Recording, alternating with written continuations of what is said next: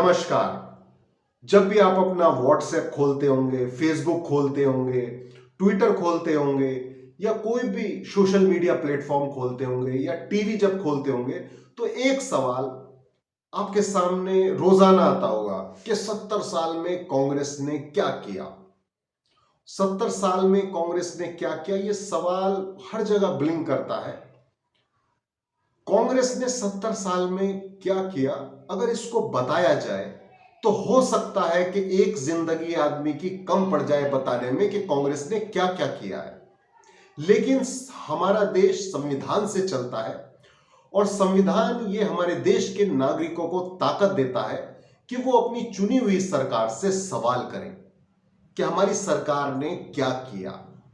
तो आज मैं आपको एक ऐसी योजना के बारे में बताना चाहूंगा, एक ऐसे कानून के बारे में बताना चाहूंगा जो कांग्रेस पार्टी और यूपीए सरकार जब दो थी तो उसने ये कानून बनाया था। और ये कानून एक ऐसा कानून था जो कांग्रेस अध्यक्षा का ड्रीम प्रोजेक्ट कहा जा सकता है। वो इसलिए कहा जा सकता है कि ड्रीम प्रोजेक्ट था क्योंकि जो सोनिया गांधी जी थी, उन्होंने ख्वाब देखा था कि हमारे देश में कोई भी नागरिक भूखा ना सोए और कोई भी व्यक्ति जिसका बच्चा हो वो भूखा ना सोए। और ये ऐसी स्कीम लाई गई कानून बनाकर जो लोगों के दिलों को छुआ और देश नहीं अंतरराष्ट्रीय स्तर पर भी इस कानून की बहुत सराहना की गई, बहुत तारीफ की गई। ये कौन सा कानून था? ये था खाद्य सुरक्षा अधिनियम 2013।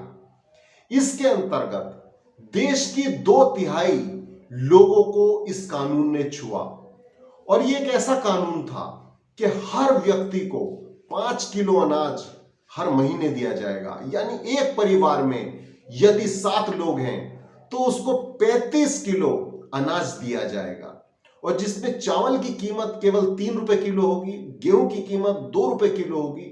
और ये एक ऐसा कानून बना जो 75% गांव देहात के लोगों के लिए फायदेमंद कारगर साबित हुआ और जो शहरी क्षेत्र है हमारे देश के उसमें 50% लोगों के लिए यह कानून बनाया गया। और इस कानून की एक खास बात यह थी कि इसमें महिलाओं को सशक्त करने का काम किया। वो कैसे? यानी कोई भी महिला अगर वो परिवार की मुखिया है या 18 साल से ऊपर है तो इस कानून के अंतर्गत वो राशन कार्ड बनवा सकती थी। और ये ऐसा कानून बना रही थी यूपीए की सरकार 2013 में। जब 2014 था तब हमारे देश की जो वर्ल्ड हंगर इंडेक्स में रैंकिंग थी 116 देशों में, उस वक्त 55वां नंबर था हमारे देश का वर्ल्ड हंगर इंडेक्स में। तब ये ड्रीम प्रोजेक्ट सोनिया जी का लाया गया ताकि हमारे देश में कोई भी भूख से ना मरे, कोई भी भूखा ना सोए। और आज 2022 में हमारे देश की जो वर्ल्ड हंगर इंडेक्स है उसमें हमारे देश का स्थान 116 देशों की सूची में 121वें पायदान पर है। आप सोच सकते हैं पिछले 7 सालों में किस तरीके से इस हमारी जो सरकार काम कर रही है उसने हमारे देश के लोगों को गरीबी रेखा के नीचे धकेल दिया। जबकि जो यूपीए सरकार जो दो थी उसने जो ये नेशनल फूड सिक्योरिटी एक्ट था और मनरेगा जैसा कानून था, इन कानून के माध्यम से लोगों को ताकत दी, लोगों को एम्पावर किया और उसकी वजह से 2004 से 2014 तक 27 करोड़ लोगों को देश के पॉवर्टी लाइन यानी गरीबी रेखा से उभार कर उनको निकाला गया। लेकिन पिछले 2-3 सालों में देखा गया कि 23 करोड़ से ज्यादा लोगों को एक बार फिर से गरीबी रेखा के नीचे डाल दिया गया। और आप ये देख रहे होंगे कोरोना काल में किस तरीके से जो प्रधानमंत्री जी ने राशन दिया, ये उसी स्कीम का एक जीता जागता उदाहरण है। आज जो भाजपा की सरकार है वो कहती है हम 80 करोड़ लोगों को राशन दे रहे हैं। ये वही सपना था जो सोनिया जी ने देश के लिए देखा था, लेकिन सोनिया जी ने दूसरी तरीके से इस कानून को देखा था। वो रोजगार देने के बाद उनको राशन प्रोवाइड करा रही थी। लेकिन आज जो मौजूदा हमारी सरकार है वो रोजगार छीन लिया और राशन प्रोवाइड करा रही है।